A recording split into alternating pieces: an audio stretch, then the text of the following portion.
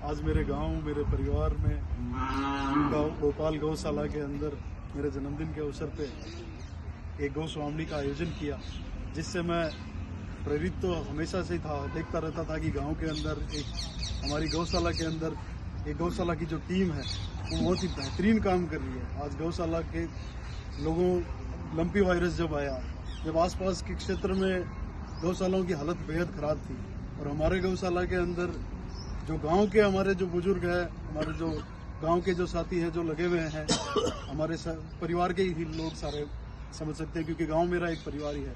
तो ये लोग गायों के साथ इन्होंने खूब सेवा की, खूब ये कार्य कर रहे हैं।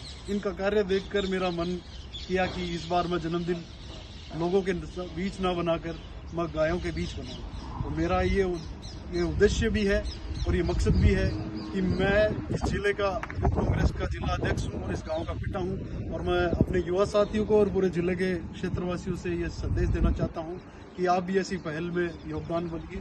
और हर गांव में आपके गौशाला है, तो आप जब भी आपका जन्मदिन हो तो आपके बच्चों को, आपके साथियों को प्रेरित कीजिए कि गांव में गौशाला में जाकर और गौशाला के अंदर गौस्वामी कर अपना जन्मदिन मनाने का प्रयास कीजिए। और ये गांव यूं ही तरक्की करता रहे जिस सेवा भाव से ये गांव रहता है। राजनीति की बात अलग है, मतभेद हमारे जरूर अलग हो सकते हैं, लेकिन मन हमारे इस गांव के सबके एक दूसरे से इतने जुड़े हुए हैं कि हम एक दूसरे की पीड़ा में भाई बनकर, साथी बनकर साथ खड़े रहते हैं। गौ सेवा की बात हो या मानव सेवा की बात हो, हम एकदम से साथ में खड़े रहते हैं। ये गोकुलपुरा की एक भाईचारे की ही मिसाल है कि हम लोग आज पूरे सीकर जिले के अंदर गोकुलपुरा के लालों ने चारों तरफ नाम कर रखा है, नाम रोशन करते हैं, क्योंकि एक मन में एक भाव और भावना हमेशा रहती है। कहीं भी अगर आगे ऊपर जाते हैं और एक लड़ाई लड़ रहे होते हैं तो एक भाव रहता है कि मेरा गांव, मेरा परिवार मेरे साथ है।